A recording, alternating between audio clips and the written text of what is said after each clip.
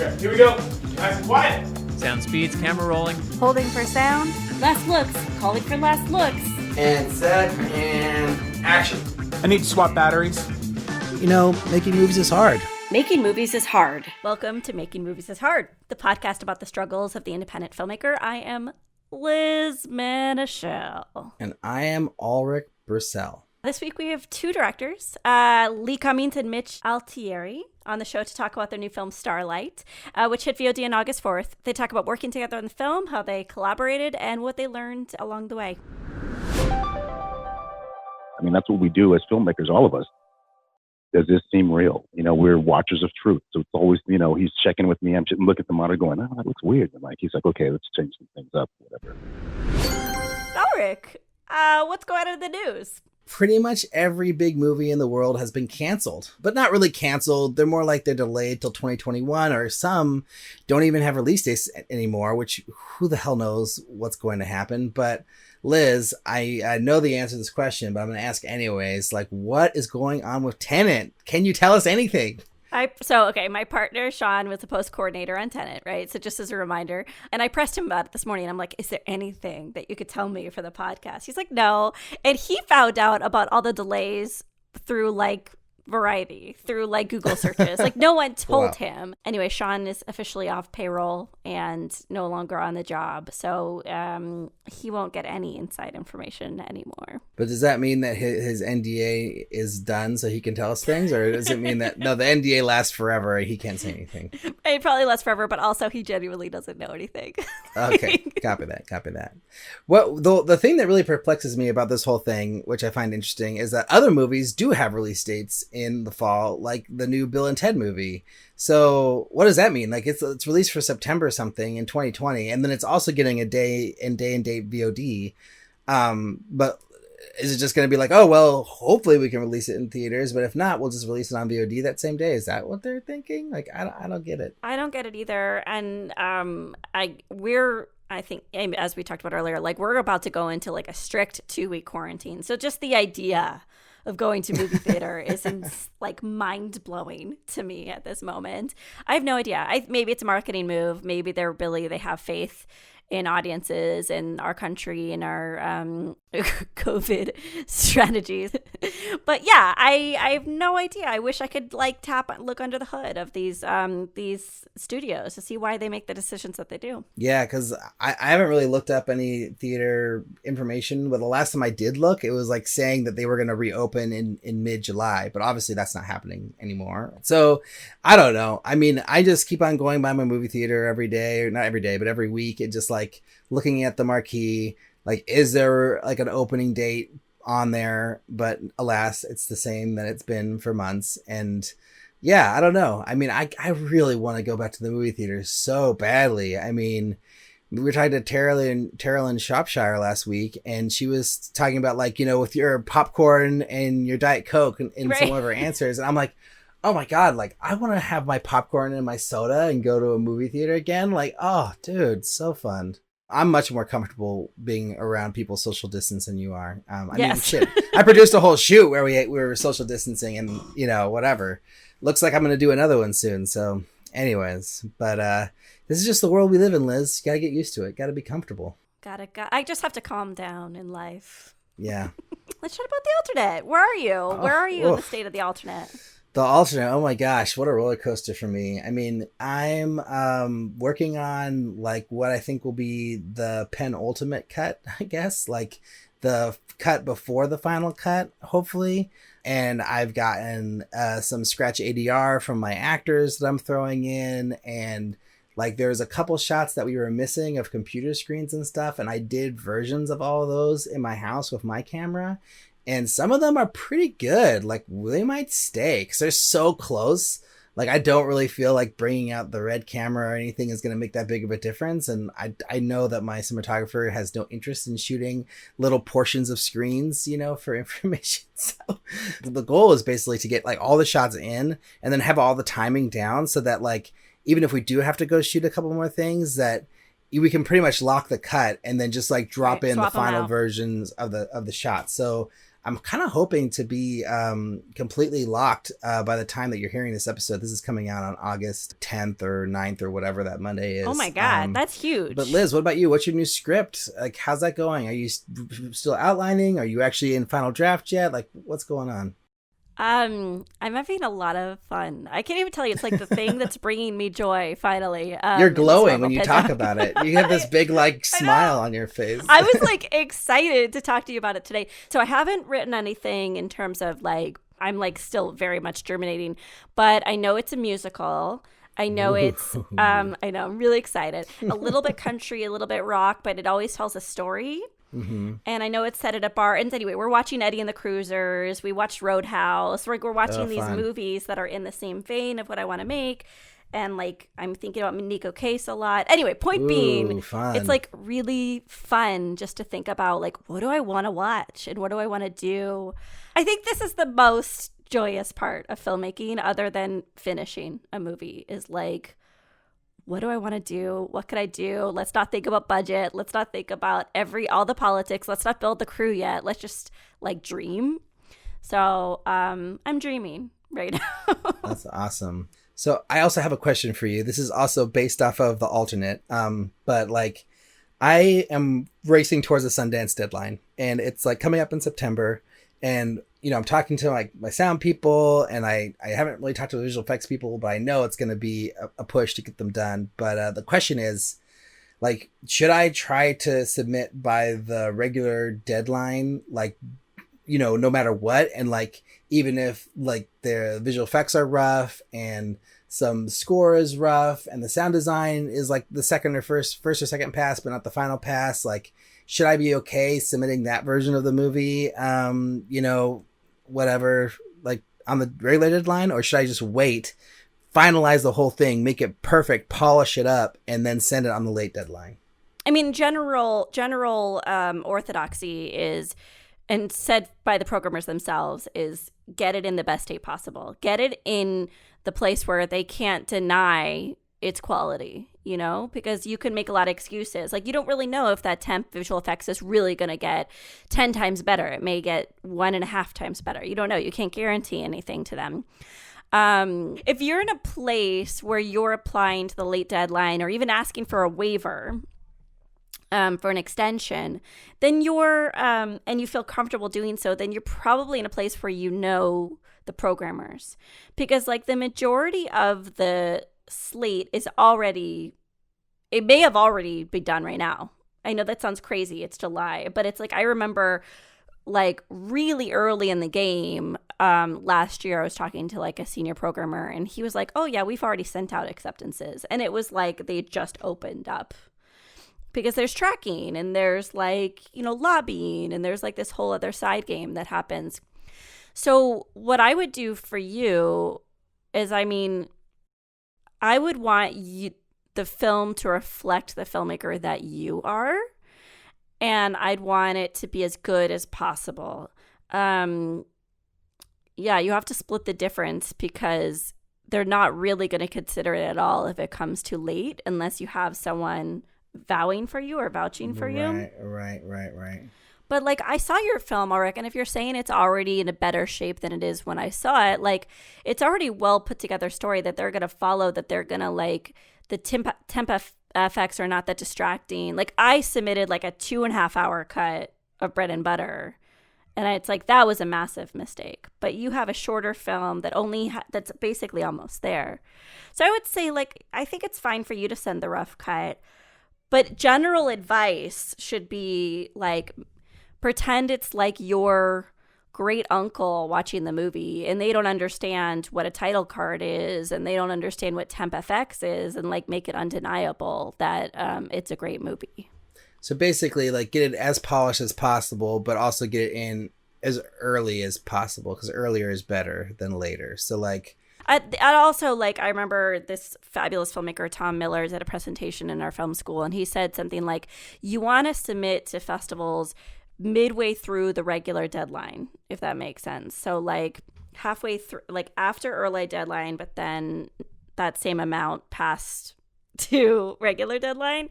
In the beginning, they haven't hit like fatigue yet, but they also haven't seriously considered titles if you go too early. And then like they're really in programming their slate once they're in the regular deadline. And then by the time you hit the late deadline, it is usually too late unless you have someone who's like, you got to look at this. It's really special. But I also think you should act as if, and this is not for you, Alrik, this is just for everyone, but like take a good look at yourself and think, am I really going to get into Sundance? If you don't really think you're going to get into Sundance, make them watch the best film possible. Okay. Well, that's even more pressure. But I think, for all you out there, do you have some opinion on our show, whether it be a question, comment, suggestion, whatever? You can email us at podcast@makingmoviesishard.com. Or if you really like the show, you can leave us a review on iTunes or Spotify or any other places you can leave comments or reviews for podcasts. We also have a Patreon page. So if you really love the show and you want to support us, you can go over to patreon.com/MMIH podcast and give us $1, $5, or $9. And then you'll get a new brand new enamel pin if you give us $9, which is pretty cool. And then Liz, you want to tell people about this last part? Oh yeah. So we have, if you go over to our Instagram page, you click in the link in our bio, and we have a brand new YouTube page because I don't know if you've noticed, but we're now doing on-camera interviews, and we're going to be sharing those on our YouTube page. Yes, you finally get to see what we look like. I know, just people were chomping at the bit to watch us talk. Our goal is to reach 100 subscribers by September. I have a few accounts, so I can make up at least 3 of those, but we need 97 more. Yeah, help us get that 97 more that we need, or with my 2 accounts, 96 more that we need, or whatever. So yeah, but I'm excited for the video. I think it's gonna be fun. See what happens. Yeah. So yeah, get shorty. However that works. Let's talk about some short films. So you make movies, huh? I produce feature motion pictures. I got an idea for a movie.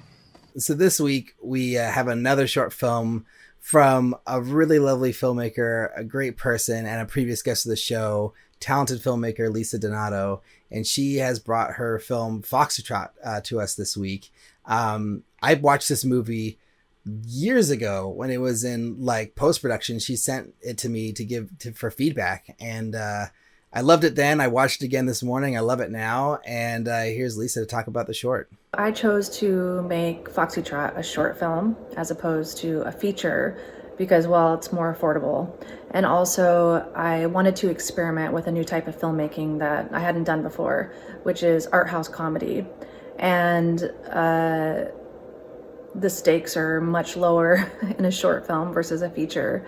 And also, I do see a feature version of Foxtrot, and the short film serves as like a great proof of concept to be able to sell my idea to potential production companies or investors if they want to turn it into a TV series or a feature. I mostly self-funded this film along with 2 outside family members. And also we got a lot of discounts on this film. We decided to shoot with an all-female crew, and a lot of people wanted to help us out in Austin. We shot in Austin. We got a ton of discounts, and I cashed in a lot of favors for this film. I think we even had craft services and catering donated. When I made my first film, Sugar Hiccup, in 2014, I just wanted to see how to make a film and see if I even liked it. And I loved it. So I kept making more short films because it's very addicting. And then it became, okay, so now I can build a body of work and show a diverse set of skills as a filmmaker and specifically as a director. That's exactly what happened when I got my first kind of big gig in Hollywood. Is the hiring producers went on my website after I was recommended by somebody. They watched all of my short films on the website, specifically Foxtrot was one of their favorites. And they offered me my first feature gig, and we shot in Louisiana about 2 years ago, and it's about to hit the festivals now. Now that Foxtrot is out in the world, it is, well, still touring the film festival circuit, which has been really great. It's one of those projects where I'm getting the most emails and the most DMs around it. I feel like it's a great conversation piece. And although the film is about 2 queer women who are trying to learn how to dance together, specifically ballroom dance together, and figuring out who the lead and follow is. The emails that I'm getting are mostly from hetero couples, and just feeling like they connect to the film, and that there's this inherent power struggle in any kind of romantic relationship, regardless of gender. So, Liz, what'd you think about this thing? It was really fun. I love that. I really was drawn to who I think is the protagonist, which is the lady who played the lead dancer, I guess. And I thought her performance was like so refreshing. I don't know what it is about her, but she like just drew me in. Every time she said anything, I was just like, yes, whatever you want to say, I'm watching you. I think the film is very clever, but it avoids a lot of the obvious jokes, which, you know, I think you could make a lot of like really base level jokes throughout, but I thought it was more graceful than that. And there are certain moments where I was like really noticing the cinematography and the style, like in the the interstitial elements of the film. And then I don't know, maybe you could explain how they did this, Alrik, or we should just get Lisa to ask. But like there's a shot when the cowboy couple comes up to our leads and like the camera's with them as they dance. And it's like almost as if like everyone's on the same platform, a la Spike Lee, and the camera's like moving as they rotate. Point being, I was impressed. I thought it was really fun. And I thought the style of the film is what really drew me in, like the aesthetic. Yeah. Yeah, I don't really know how they did that, to be honest. I mean, that would make sense if they had like a platform and they were kind of spinning around the room, you know, with the camera and the actors on the platform, which would be very impressive. But one of the things I liked about the movie a lot was that they made the dancing interesting for that long, you know, because like most of the movie, they're dancing around in this ballroom. And, you know, it's just one room, you know, a bunch of actors dancing, and they were able to keep it really fresh and exciting, and with the different angles, the different approaches, the different style of shots that they used was really good. And I love the moments when the couples would come in and be like talking to our heroes while they're dancing, and just the way those were framed and performed, and the energy and the direction, it was delightful. I mean, I think if I was to use one word to describe this film, it would be charming. Like, it's just so charming and just like, I don't know, really, really well done. I love the opening parking scene, because like that is a moment that I've been in with my spouse, you know, where it's just like trying to park. I'm getting like all this like extra feedback. It doesn't even have to necessarily be like advice on like what I'm doing. It could just be like talking, and like you're trying to park and you just can't do it. And then I just love the way that scene played out. It was brilliant. And then the way that they carried in the conversation into the dance hall, into the class, and they're like still talking about what they were talking about in the car. And I just think everything about the writing and the performances are just, I just love it. Well, I wanted to just like compliment, I looked up the DP's work afterwards, but I just want to compliment Eve M. Cohen for like the way she shot it. Just thought it was so crisp and like commercial. I hope that's not an insult, but it's like very polished and like clean looking, which was really nice. Right. At one point in a conversation I had with Lisa, I just said that like I could just see her directing an episode of Glow or something like that. Yeah. And I feel like this short film like has that feeling in it, you know, and like, yeah, it speaks to that kind of commercial quality and just the energy and the tone of a show like that, you know? So yeah, I just thought it was super cool.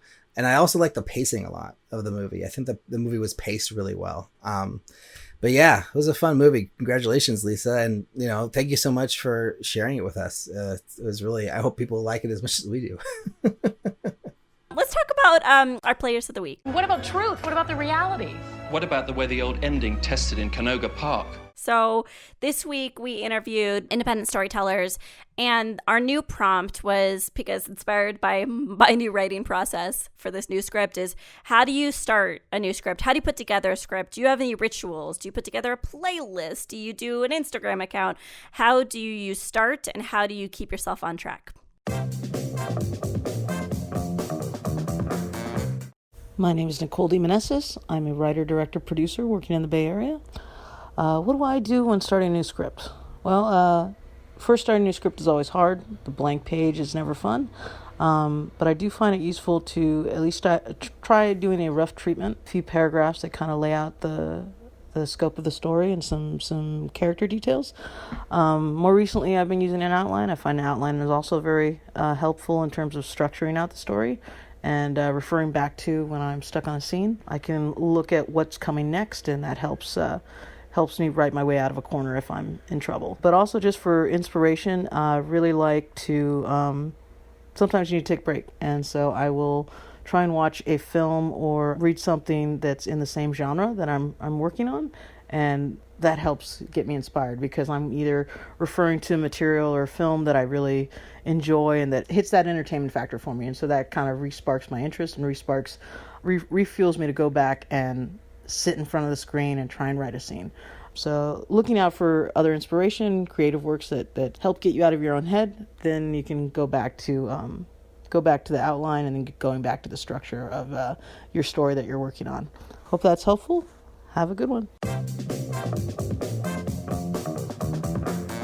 Hi, my name's Emily Hagans. I'm a writer and director of 5 feature films, most recently Coin Heist on Netflix, and a segment of the horror comedy anthology Scare Package. I did the segment Cold Open, which is now on Shudder. And so I work in horror and teen films a lot, and so when I'm getting started on a new script, what I like to do is, watch a lot of things of the genre, even movies I've seen 1,000 times. I'll try to pick apart new things that I haven't noticed before and how they might apply to my new script idea. So I'll try to watch like 3 or 4 films at least before I get started, just as kind of like a warm up. And in terms of an outline, I'll do a very simple outline because I like to embrace kind of comedy and stream of consciousness writing, at least for my first draft. So I'll do a kind of basic outline. I don't reference it too much, but at the top I like to kind of state a theme, like the central idea behind the movie should be for me, like what excites me about the project. And that is something I reference and stick to if I feel like I've strayed off course. And yeah, I'll also create some playlists, especially if it's a period piece. I'll try to think, let me go through some other playlists from this era and pick some songs that I could kind of see would be in the world of this film. I don't really listen to movie soundtracks as much as songs that have lyrics, but I do kind of have different playlists for different scripts, and I'll kind of listen to those over and over again. And yeah, that's mostly what I do, watching films, brief outline with kind of basic themes and character ideas and music. That's how I get started. So Liz, how do you start writing a script? Do you have any rituals, or do you just go? Usually I just go in front of final draft and I just start writing, and I don't have an outline and I don't do a beat sheet. And that is really, I'm trying to think of a radio-friendly way of saying it. It has screwed me, like just point blank screwed me in the past over and over again, because it's just not organized and there's no sense. And I'm like furiously trying to find threads and pull them back. And I have like 80, I usually go through like 20 drafts of a script, which I say most people usually do like less than 10. So I'm trying to outline this one, but we'll see if anyone gives some really good advice and I can follow that. I assume you outline and kind of do a whole breakdown. Yeah, I wasn't for a long time. Like I just thought that I just start writing and just like let the characters speak to me and then just like, boom, like it'll come. And then on the alternate, way long ago, I wrote the ending first, just wrote the ending scene. It just flew out of me. And then after that was written, I went back and I outlined the whole thing to the ending.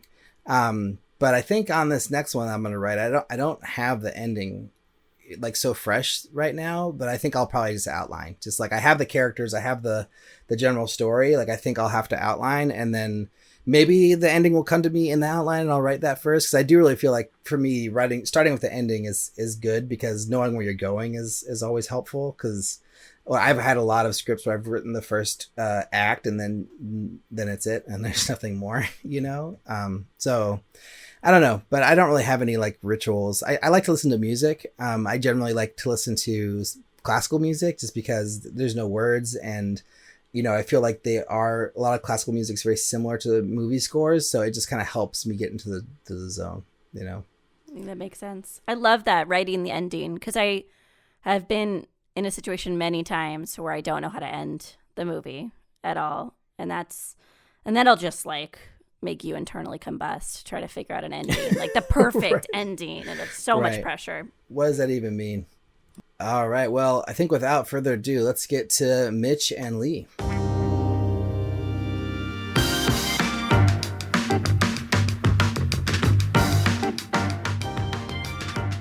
All right, so how many days did you guys shoot Starlight? What was it? That was 3 weeks. It was just 3.5 weeks, something like that. Yeah, about 17 days, and I think you guys have some pickups in LA, right? Yeah, we had 4 days worth of pickups, I believe. So yeah, it rounded out somewhere around 3 weeks. Yeah, or maybe 3 weeks and some change. Exactly. And what was the rough budget, if you can say, of the movie? I don't know if we're saying that, are we? Are we saying a little less than $1 million? What are we saying over here? Yeah, a little less than $1 million. I mean, it was shoestring. That's as much as we. Yeah, you know. How long did you spend working on the film from like the inception, before the script even started, until its release? I guess what happened is I had a friend, one of the producers actually on the film, Andrew Odysseus, and he had some money, maybe about $80,000, and he had a script, and he really wanted to do this script, and it wasn't the original that we ended up with because it was kind of a mess. But Mitch, took his magical horror hands, and when he got into it and changed it a bit, but it ended up being Starlight, which was great. But it all fell really quickly, almost too quick. Where we had this, we started working on the script, putting it together. We kind of got into this idea of youthing the script up and containing the script, as you guys know, as filmmakers, that's one of the important things when you're dealing with not too much money, is to kind of contain it. And but at the same time, we had a great casting director with Paul Ruddy. We had investors coming in, and all the same while we were working on the script to get together, and then we decided to shoot in Kentucky, and all that kind of came together. So it was really a really fast-paced, pre-production that we were dealing with. I mean, Mitch kept saying, we're going to shoot a movie. I'm like, are we going to shoot a movie? He's like, no, we're going to do it. Because initially it felt like it was going to fall flat. But like Mitch said, all these things are like, they're just lined up. The movie God spoke. So then, just to be clear, so you brought the script to Mitch, and then 2.5 months later, you're actually shooting the movie in Kentucky? Yeah. That's insane. Wow. How big was your crew on the film? We had a decent sized crew. Kentucky they really kind of upped their film game, if you will. So they had, a lot of productions rolling through there. So we were fortunate to get a lot of seasoned people, and we brought in some key personnel from California, but we were averaging around, 50, 60 people. Yeah. For a contained horror script, we actually had on the larger size, cast. So that, the bigger your cast, the more personnel you need, the more makeup and hair people, wardrobe and all that. And compared to all the other projects you've done, whether it's feature, short, whatever, how difficult was this one? This one, it was not by far the hardest. I've been on some pretty hard shoots. I think some of the biggest challenges that I felt like I faced, time. We were definitely up against weather. We started off, it was hot. By the end of the shoot, it was getting pretty cold, and we knew that we could not go over schedule or anything like that. So, and again, just we moved so fast that, what do you call them? Champagne problems. But since it all happened so quickly, there were some points on set that I felt like, oh, wow, just a little bit more pre-production, we probably could have, ironed out those kinks, but we kind of had to do it there organically. But for the most part, it was a great production. So that's what I felt were kind of the hardest parts. I kind of just echo what Mitch said about weather. I mean, we pre-pro'd a tiny bit and went out there like 2 months beforehand, and it was like the weather was great. But for me, and I think Mitch too as well, being in California, we're not really blessed with real seasons. So not that, we didn't know, but like it just got, like Mitch said, it got cold really quickly. And we're shooting a summer movie basically in the wintertime. I was happy about that because I'm desperately afraid of snakes and spiders and stuff like that. Can we go back really quickly? I know there's a lot of context we need, but like, were you able to find financing because of the astounding team you have attached, or because of that like base amount of financing to begin with, or is because it was horror? Or can you talk a little bit about just like getting it off the ground and how you were able to do that in 2.5 months? For me, not really having any kind of backing behind me, I knew Mitch, and he's Mitch and Phil, and also Jeff. They're huge people. So I mean, because of Mitch and Jeff, and he can answer this for himself, I know for a fact that people wanted to invest because when he told me if we had about $80,000, and some money to start it with, I had no idea they were going to raise that much money. But it's because of him and Jeff that people go, okay, because every movie they've ever done before, they've always had distribution, period. So they're 100 for 100, and anybody that's going to invest in the movie knows the movie's going to come out and knows it's going to be really, shot well, done well. But go ahead, Mitch. I know it's different for him, but I just wanted to kind of jump in from my experience being new. Yeah, definitely to have a little bit of money like that, 80,000 does absolutely help. You kind of start with, we have some money in the bank. You have Jeff Allard, Cheryl Saralakis, and myself that we've just came off of The Night Watchman, which did very well. So we had some energy. We had some people that were interested in our next moves. As we all know, sometimes fundraising can happen very quickly. Sometimes it can take years to put together. So just because, we have, movies under our belt, we all know just sometimes a movie it does what it wants to do. Some of them take, a year, 2 years to really get all that funding together. Some just, it's amazing how fast you turn around and like, oh, we got all the money that we want. They kind of take on a life of its own, but it does help to start with a little bit of money attached to it. It's amazing. Then when you just kind of have a script, energy but $0 in the bank. So I want to go back to that phone call, Lee, that you made to Mitch, and sort of like talk about like how did the conversation lead to you guys co-directing? Was that like always the plan from the beginning, or that kind of evolved through the process? Like, talk to us about how that decision was made. I mean, if you want the real truth, the truth is that I think we were in LA. We were with Paul Ruddy. We were casting, something that happened, and Mitch and I took a break. And he walked outside and said, hey, man, things are coming together with the money and stuff like that. And one of the investors, doesn't, want to hand the keys over basically because, it's a lot of money that we're dealing with right now. And he's like, well, you can't direct by yourself.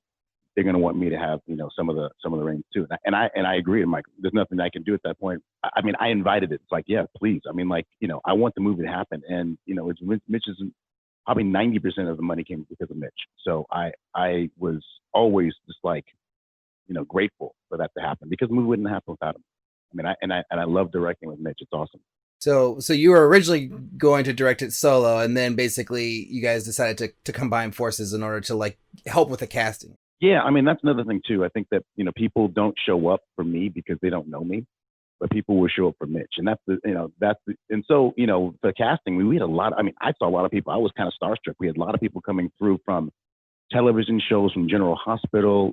Paul brought these people in, but Paul was like, we've got to change some things up a little bit, and so partially with money, but also too, people wouldn't come to not for a non-known director, and everybody wants to work for Mitch. And I was happy about that because I was like, I can't believe such and such is showing up right now. I mean, like, there's always people from George Clooney from ER. I mean, they wanted their chance, or even like Eric Balfour and what's her name from Seventh Heaven, for Jeff's thing. She took a pay cut to do film. So a lot of them were famous people that wanted to, kind of be there to see Mitch. So, well, what was that division of responsibilities like then in terms of directing? I came up in the film world always co-directing, so it was kind of natural for me. Phil Flores and myself, as the Butcher Brothers, I've always came from like a collaborative team. And then you add Jeff in there, who's been in my career since it started, basically. So, and we always had that energy of however we can get the project done, however it makes everybody feel comfortable, we are willing to, put it together. Lee and I spoke and I said, hey, how about this? Since this is all moving so fast, and I think that was another ingredient to Lee and I co-directing was that as we spoke about, the pre-production was so fast and we were fighting weather and everything. I said, more eyes on the monitor, we could kind of split up duties. Is going to work a lot faster, a lot quicker. We're going to have a massive safety net. So from what I can really tell, like I was really working with Jonathan Hall, our DP, and Lee was really working with a lot of the actors, especially our younger cast. He really was championing them, working with them. Since we were fighting a lot of weather, we were fighting sets and locations that we hadn't had the chance to see or that we were securing at the time. So I just kind of had the experience of like, look, I know how to like put this together with the DP. We can just, get in there, organically get our setups going. And so it worked. I felt like that was really a really great thing. And then we had a few other cast members, specifically Scout and Brett Roberts, who I had worked with quite a few times in the past. So that, it just all kind of really, we kind of just meshed into this whole organic team. Absolutely. The thing I always ask co-directors that I always find fascinating is like, how do you guys deal with disagreements? And like, did you have any disagreements? And like, if you guys did think differently about like a certain aspect of the film or a scene or whatever, like how would you guys come together to solve that disagreement? There's a lot of opinions and ideas and of course, creative expression that comes through with the film.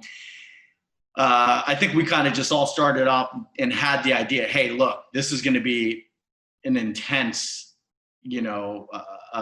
month that we have to get through this. So let's all kind of move forward. And I kind of felt like that really happened. I mean, I think that Lee and I, just kind of had that understanding right off the bat where we said, look, we got to just get this done. So there wasn't really much to it. We just kind of put it together and just said, hey, let's go forward. Sometimes I almost felt like it was more of, hey, Lee, does this seem like it's working right now? Or, and Lee'd be like, yeah, no. Or Lee'd be like, I got this, cast member who really wants to start crying in this scene. Does that seem like it's right or wrong? It doesn't, and it was more of getting opinions on, I think, but everything else, then it felt like it kind of came together. I'll just be honest. I think just being seasoned and older in the game, it really helps in that sense where, I can take you back to when Phil and I started. Oh, the fights, the arguments, the egos was just, because it's both of us kind of stomping our feet. Well, I don't want to do this. I don't want to do that. And, it was really bad. And I think you kind of fast forward, to where we're at now, it was a bit different.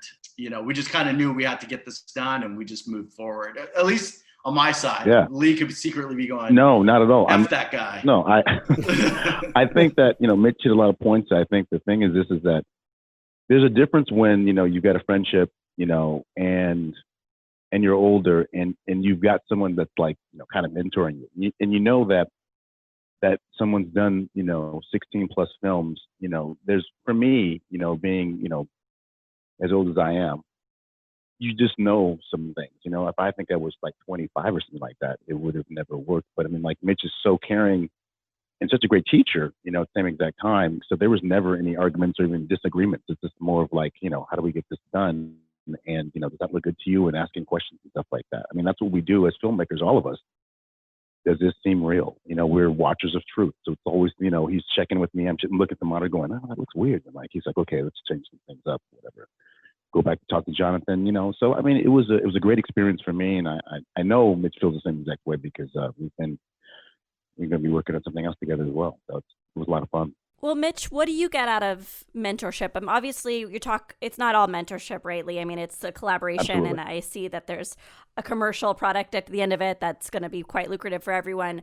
How do you like being approached as a mentor, and what rewards do you reap from it? A good project is always really great, regardless of how you come about it. It's just like we're number one. It's just always great to see something created out of all this. But, scenes, just as Lee kind of said, I wasn't really planning on co-directing the project. I started off as a creative producer, but then it slowly kind of turned out, it just seemed like it really worked out better that way. And so when I kind of went in as a co-director, I still kind of kept that attitude of really more of like a creative producer and making sure that, our older cast members and our financiers and everybody, felt that safety net and, made sure that the movie kind of pushed forward. To answer your question on the mentorship, it's always great to see, new directors, young directors kind of expressing themselves and getting the opportunity to shoot a movie, to see them kind of just blossom on set. And for me, it's really, I just take it back to when I started off in the film world. It was many moons ago. There wasn't, and I'm very much aging myself right now, which kind of sucks, but, there wasn't the internet. There wasn't this, there was books, which I read a lot, and that was kind of it. You kind of had to figure out how to be a filmmaker. And so, I was lost a lot of times. I was kind of trying to figure things out for myself, and this is even, back when I was just kind of doing shorts and whatnot before my first feature. So I kind of want to take all the information that I didn't have, the opportunities I didn't have, all that, and kind of relay that back into, to newer filmmakers, and give that opportunity for them. So, that's where I really get out of it. It's, really kind of seeing, filmmakers kind of have the tools and just, the ideals and the mentorship that like I wish that I had when I was kind of starting in the game. Nice. So I have a question about process. And when you had an actor who had an idea that you didn't think was right for the movie or for the scene, like whether it's like crying in the scene or whatever it is, like how do you approach convincing that actor that, no, just do it the way that we talked about previously, or stick with what's on the script? Like, how do you guys approach those conversations? For me, it's always when someone doesn't want to do something that you want them to do, always asking them, how do you feel? Does that feel right to you? I don't ever do line readings. I know Mitch doesn't either. I know there's certain things we want them to do, maybe, but I feel like, when you have, actors that come from Paul Ruddy, they're ready to go. They know their stuff and they really know their characters. And for me, it's more of like character flaws. Like, would this character actually do that? And if they don't, then let's not do that. But if it feels right for you, I think you should, lean into that and really go for it and make that real choice. Because in theater, you only have a choice, right? You've got that choice you've got to make on stage. And if you don't make that, on the stage, then it doesn't seem real. So that's what we're looking at here. We always look at each other. Does that seem real? And as all of us, as directors out there, does it seem, if you took a step back, you were watching someone in the park, feed some pigeons, are they just, like throwing bread out there, or are they naturally just doing, how does that feel? Does it look real to you? So I don't know. I allow them to process whatever they're thinking and feeling, because that's important for me. Mitch? Yeah. That's well said. Again, coming from this more collaborative energy of co-directing and kind of a group mentality as, in making films, I've always felt pretty comfortable with actors when they have ideas to open up the character or anything like that. I've always been pretty, comfortable with that. Like this is why we cast you. This is why you're here. But it does come to the place where if you go too far out this way, or it's, let's just say you have 5 minutes to get the shot. You as a director, you're saying, we need to get this. We all said, we all wish, hey, let's have 7 takes. You do it a few ways. Let me get mine. And, we'll do a couple for safety. We all wish we have that, but like sometimes you just can't. And as a director, you're thinking about your editing, you're thinking about post, and you just know this is what I need to get. And I think it's just the way you approach that actor. I think it's the way how much trust they have in you. I think after a few days, they kind of start understanding, okay, this guy knows what he's talking about, or this gal really knows her vision. It's, I think the trust in the director has something to be said, and the way I kind of approach actors and I think, Lee and I did a good job of kind of, teaming up and saying, look, believe in us. We really know what we want this end product to be. But, we're listening. We really want you to bring this. So where can we find that common ground to say, hey, we're going to get what we need to get that edit to really work. But yet, you're here to express, you're not just here as, to somebody just to say lines. You're here to bring this character to life. Now, there are some people that really want to take it and really want to spend the time, and that's their process.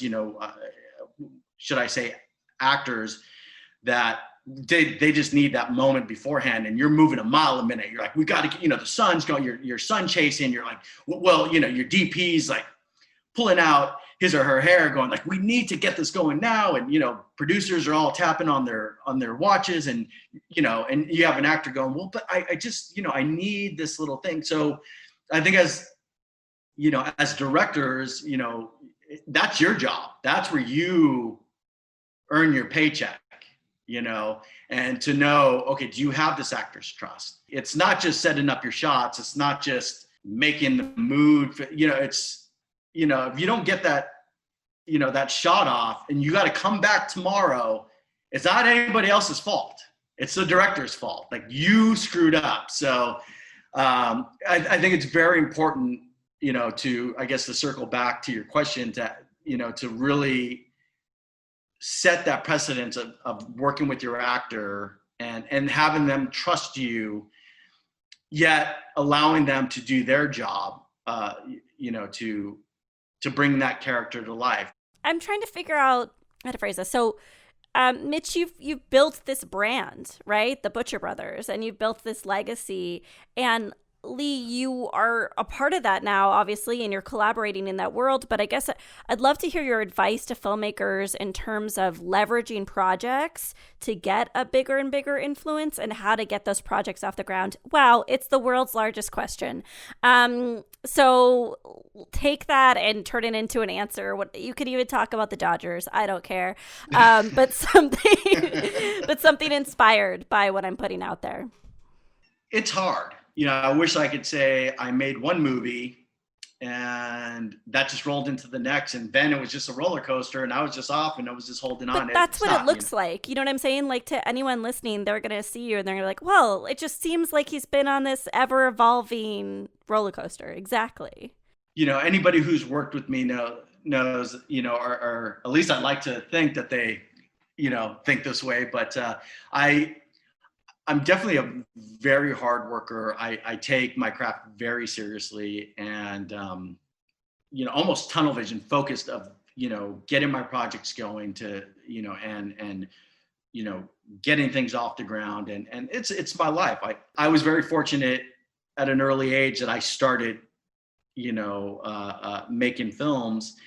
But, there were just shorts and not to, just to say that they're just shorts. It's just the shorts that I were making were absolutely horrible. I was kind of putting things together, but I got, the opportunity to make a feature, and I took that very seriously. And what I did was, I just kind of put the mentality in my head of, this is the only opportunity I have to get a film made, and this is probably my last opportunity to get it made. So I really put everything I had into my first feature, and fast forward into quite a few films later, I still use that same attitude where, this could be my last movie that I'm ever making, so I'm going to make it the best possible project. I really stay true to my vision, and I think if you kind of go back, and I think I could speak to for Phil.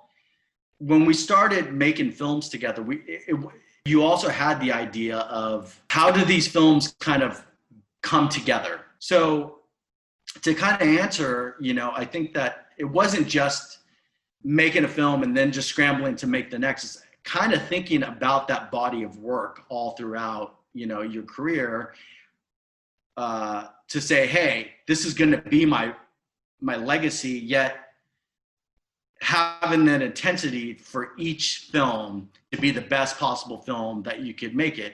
I guess just stopping and saying, hey, when somebody looks back, is it just a bunch of scattered movies all over the place? You see a through line. It's not just this movie, put all your energy into it and shoot it like it's your last, but also have in mind, what's your body of work going to look like, through the ages. Right. So then going back to Liz's question earlier about like being a mentor and, what you want to impart to younger filmmakers, like having said all that, like what should like the filmmaker who maybe has made a couple shorts and they're looking to make their first feature, or maybe they've made one feature, but they're not sure how to get their next feature made. Like what advice would you give to that person after you've made your 12 features and you've got, more coming down the line? Like what would you say to that person? Of course, it always helps to get exposure with your first film, So I'll just kind of have the mandatory explanation of like, yes, it's like, go out and win Sundance. Hey, go out and, win this festival, that festival. Hey, get that Netflix deal. Exposure with your film is great. That just goes unsaid. You take that film and it's almost like currency, right? That film is going to help you get into doors and all that. Now, there's a lot of, there's a lot of great filmmakers who you're like, what? Oh, that's their first film? It's like, a lot of people didn't know that PTA did Hard Eight or there's also a lot of movies that, you haven't heard, but you use that movie, like use that movie as a calling card. When you meet with other people, show them that movie or show the energy that you have with that film. Like one of my first films was not very well seen. It had done a couple festivals and that was about it. I kind of called this movie kind of my, college thesis kind of film, but I would take that to people and said, let's just sit down, watch this movie. Yeah, it's not the greatest thing, but it was very beautifully shot. It was a very artsy fartsy movie. But I would sit there with them and, really tell them like, I only had a couple bucks to do this thing and whatnot, and not excuses, but really, said, this is what my vision is for the next movie. And you can kind of see what I was trying to get at with that, using that movie as leverage to, to get into the next meeting, to the next group, to the next show, and to the next film festival. It's just having completed a movie to me is like, wow, okay, you did something, you have done something. And, people should take that and use that as, say like, look, I can make a movie. So be it a short or a feature, you can complete that. So, okay, let's talk about your next thing. What's going on? So, Lee, do you have anything to say about in terms of this kind of advice, or I'd love to hear your perspective as well. Yeah, coming from a background where, like Mitch said before, I called the Rodriguez. He wrote a book called Rebel Without a Crew, and Robert Rodriguez. Yeah, so I coming from that, Mitch and I both the backgrounds. I shot some 8 and some 16 and stuff like that, and I think these days, especially now, I think as young filmmakers, and I'm a gearhead. You can get a 12K camera for $10,000. Not like you're going to show something in 12K anyway, but the Blackmagic, I've been using the Ursa Mini and been shooting and stuff like that forever and kind of DPing and stuff like that because you have to sometimes, and when you're filmmaking, you don't have films. But I think that these days it's a lot easier in order to get projects out there. And like Mitch said, a short is a great way to start, and to get people talking about you. I was at a we were at a film festival in New York, and I met this guy. His name was Niels or something like that. And he wrote a short called Swipe.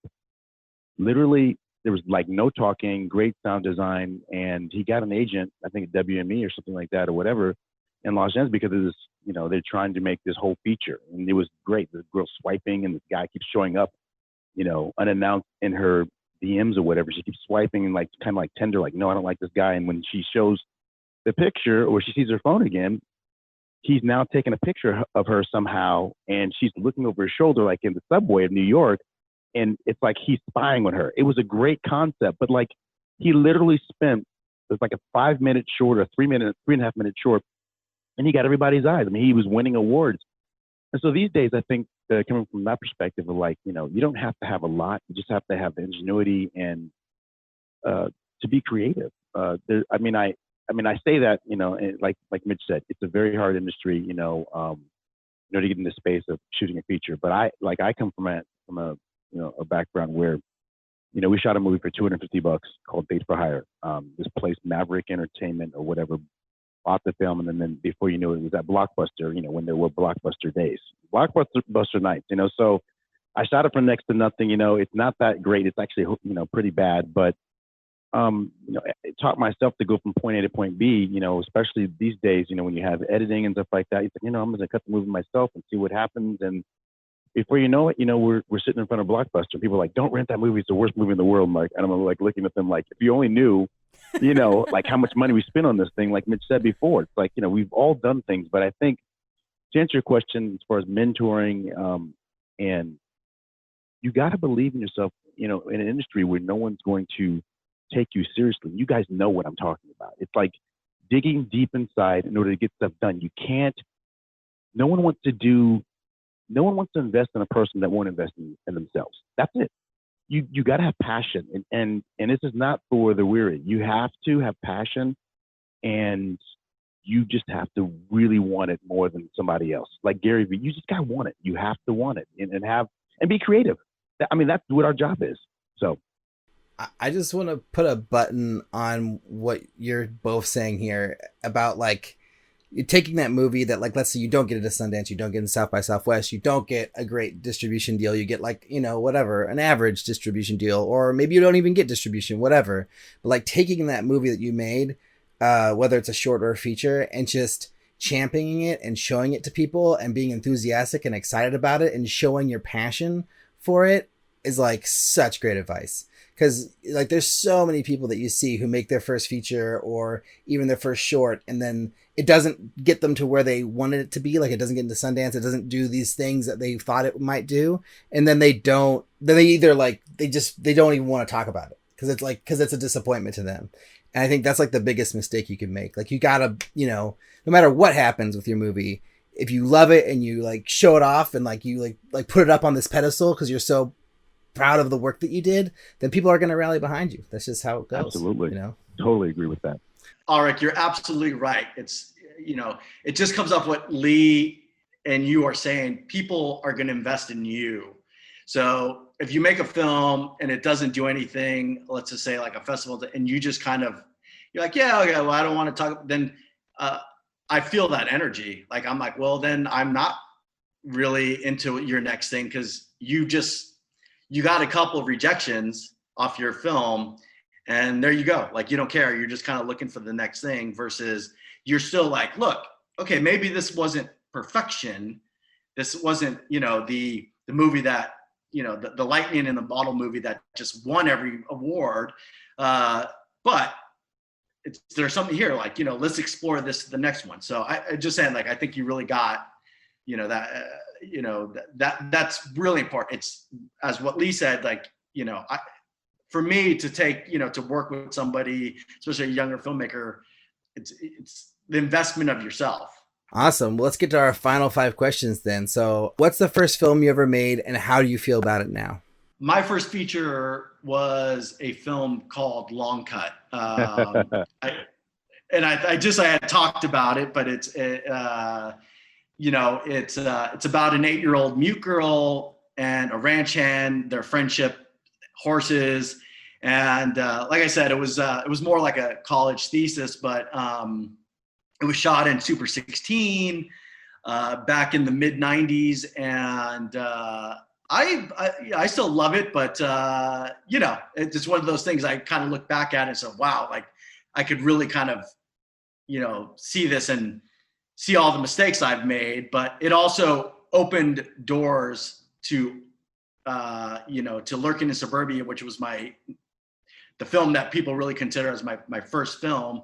But it really was Long Cut that, opened those doors for me. Yeah, I would say, Mitch, and also too, Mitch, I like Long Cut. I love it a lot.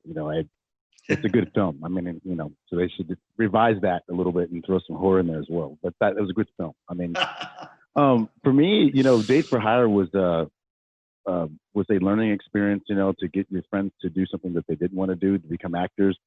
Jamal Jennings, which was one of the writers with Adam and also Mitch for the story of Starlight, I had him acting in this movie. I'm like, dude, I know you're not really an actor right now, but I need you to do this thing for me because we got this crazy, rom-com, that we were gonna shoot, and we did it. And I learned, I'm really grateful for that experience. I mean, I didn't make any money or anything like that, but for me, the experience is worth more than anything else. I mean, I was willing to, as Mitch did too as well. You're willing to shoot things regardless if there's money or not in it for you. And if you can do that, I think that you can be quite successful.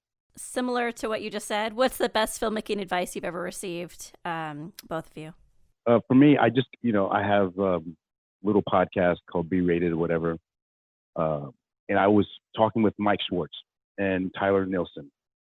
And Mike just directed Peanut Butter Falcon with Shia LaBeouf. The best advice that he gave on the podcast was this: is that, and I've been friends with Mike for probably about 20 years or so. He was actually living in the hills of LA because they couldn't afford to be living in LA, so they had to get away from it, and they built a tree fort in the Hollywood Hills, in the forest. I mean, literally, they lived, and this is the true story. I swear to God, I saw them there when they were doing it. It was out of control. So they went from being inside the forest, and this is 5 years out before they wrote the script, because it took about 7 years. And I actually read the first script. I was like, this is amazing, But anyway, they lived there, and from there, because they were broke, they moved from there to set to shoot the movie with Shia. But there was so they were willing to shoot this movie for $10,000, or if it was $8 million or $4 million that they shot the film for. So best advice I've ever gotten before was, if you can shoot this movie for $200 or $10,000 or $5,000, shoot it. Prove to people that it's worth something. And it goes back to what Mitch said before. You got to have some passion, and that accounts for a lot of hiccups that are going to, the movie might not be perfect, but it accounts for a lot. But be willing to shoot this for free. I'm going to run camera. Mitch is going to direct. What do you want to do, Mitch? Oh, I'm doing this other horror. Oh yeah, great. I got a camera. You direct do whatever it takes. And that's kind of what I've gotten from other filmmakers. And I believe that as well. The best advice I ever got was on my first film, Long Cut. We had the seasoned gaffer, and Phil and I were arguing, and, things were going crazy. And, it was the energy of the passion, the egos. I need to get my creative expression going. I need to get my words out. I need people to feel what I'm trying to, give them. I remember this old gruff gaffer just, he just looked at me and was just like, you'll learn one day, you'll learn. And that was it. That was the advice. I've talked to many great people, many great filmmakers, but for some reason, just that guy just going, you'll learn. And then just fast forward into oh yeah, there's no reason for any of this. Just, if you surround yourself with great people, if you have a good AD, you have good editor, you have good, there's no reason whatsoever to have any of this. You're good. Whatever you're trying to say, if you're actually a competent director, you're going to say it. There's no reason for argument. So that always stuck with me. Just, you'll learn. Do you guys have goals as filmmakers? Definitely have goals. I think that Mitch, hit part of that question earlier. which is you have to try to look at your body of work or what you want to try to create as a filmmaker. And you don't necessarily know if it's going to work out for you, but I believe that you have to have this plan or a goal inside of your mind, like you said, like what are my next, 5 features if everything were to come together, perfectly. I think that there's a definitive plan. My plan is to, not just make another movie, but make an impact on people's lives. I mean, Mitch and I are working on something now, together, and again, it's going to be like the kind of the same team again and stuff like that, and I think that there's something, we get a chance to say something different that we didn't say before inside of a Starlight as well. So I think there's always a definitive plan. I really want to just, as a director, I want to, continue making films, but subject matter and things that are, important to me and that I'm just truly interested in, so that's going to slow down kind of more the directing side. And then, I'm also, again, as we were talking about, like, as a creative, as a creative producer, not really directing, but, really kind of taking on projects where with up and coming directors, up and coming talent that I could kind of help shepherd, that really feels, interesting to me. Like, after having a good run as a director and kind of got to say a lot of the stuff that I want to say. And so now I'm kind of interested in what other people have to say and, shut my mouth for a while and let them kind of do the talking. If you could go back in time, what's the piece of advice you would give yourself as a younger chap? If I could give advice to myself as a chap, I would tell myself that everything I'm experiencing now doesn't really matter. I mean, no question mark. I mean, it does and it doesn't. And just be okay in your body and know that the universe has your back and you'll eventually get to where you need to be. For myself, it's kind of, I'm kind of stealing a little bit from George Lucas. I remember back in the, I think it was in the 90s, I saw him speak at UC Berkeley. He kind of talked about how he and I don't think this is, any secret, we all know this, but it's like filmmakers were always so quick to get to the next project, right? A lot of your questions were, how do you roll that out to the next project? How do you get to this next stage? That's all we want, right? We want a bigger budget. We want to work with bigger crews, bigger sets, blah, blah, blah. And it's always a race, right? And you forget that, years of your life go by. You're not talking about, oh, you're doing this project and then the next month it rolls out. We're talking about years and years.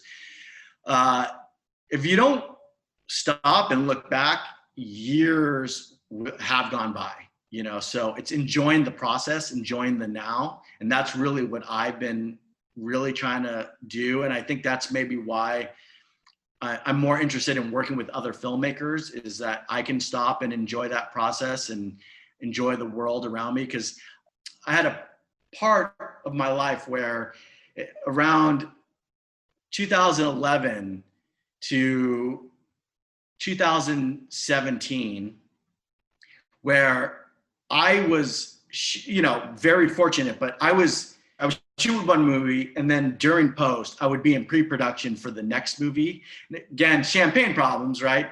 But that kind of, it all just became, I can't even turn around now and say, man, this one moment of this particular, it's all just one big mesh of just a blur. So I'm really trying to enjoy each individual thing, and day by day, that process, because it will go by quickly. And then the last question for both of you, is making movies hard? I guess I'll just jump back in. One of the hardest things known to man. It really is a difficult project. Now, I think Lee was saying, and I think we all know this, you can grab your iPhone, your laptop, some good sound equipment, and you could actually make a movie. It's been proven, right? We've seen indie features. We've seen some of the greats do this.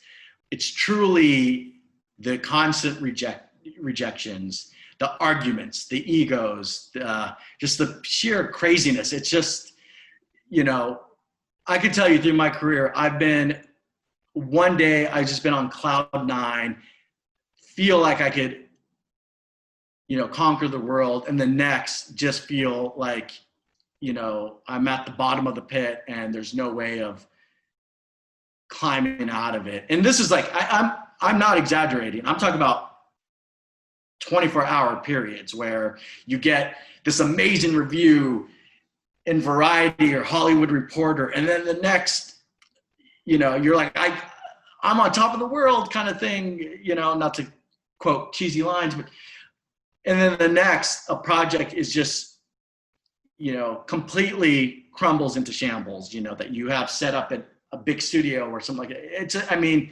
And to get back up and do that all over again, to get back up and sit in front of your computer to write your next script, to put on that smile on your face, to like go network or try to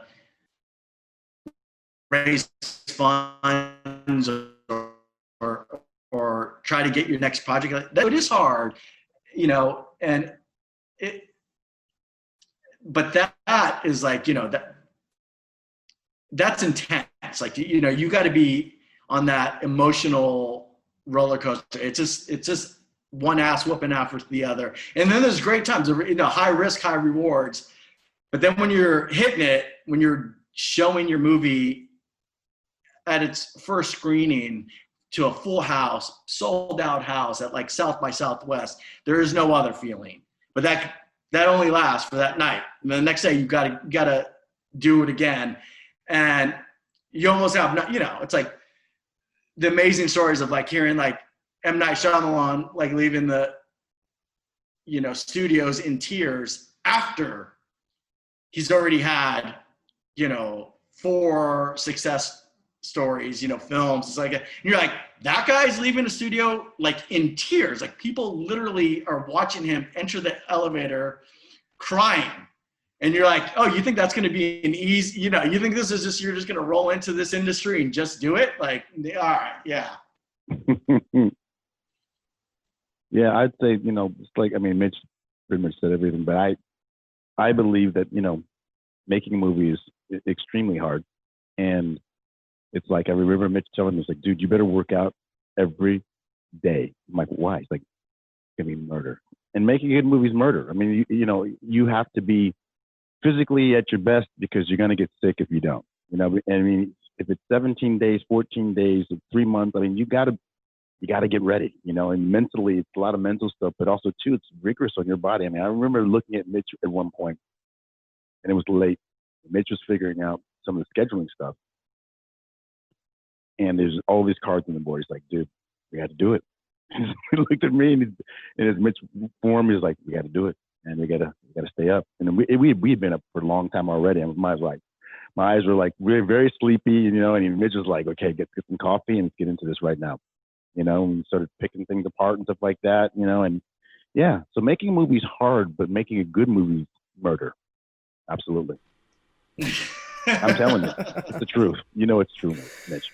So guys, what should people do if they want to find out more about you? Like, where can they see Starlight? It's released by this point when this episode comes out. It'll be out on VOD. So what should people do after they listen to this podcast? Yeah. August 4th, Starlight comes out on VOD. I think it's pretty much on all VOD platforms. So you could go out and rent it in the safety of your home. For myself, you can go to sffilms.com to see my past work. That's just like San Francisco Films, just sffilms.com, and you can see my past work. But yeah, the Starlight, I think you'll enjoy it. Lee did a great job, and the cast did a wonderful job. It's a very great kind of late 90s throwback, kind of that I Know What You Did Last Summer vibe to it, the faculty, all that, fun stuff. Yeah, you're gonna like it. I mean, the cast is beautiful, like Mitch said, and they're just, on top of being beautiful, they're really good actors, and they were just a great, there's a lot of fun to work with them. For myself, lead the movie director on IG. That's about it for me. I don't really have a lot of past work, but this is going to be a past work, so hopefully, we'll be talking soon again, you guys.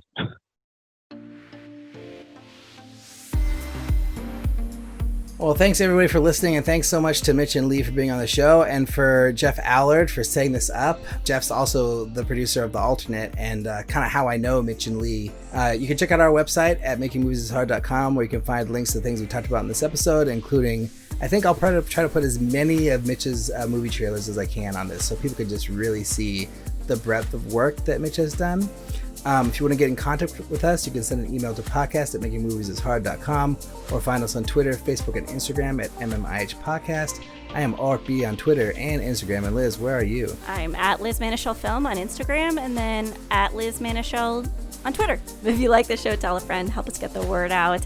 And finally, thanks to our producers, Greg Holtman, Joshua Sterling Bragg, editor Colby Crow, the entire Bloodstream Media team for making this episode possible. And we will talk to you guys next week.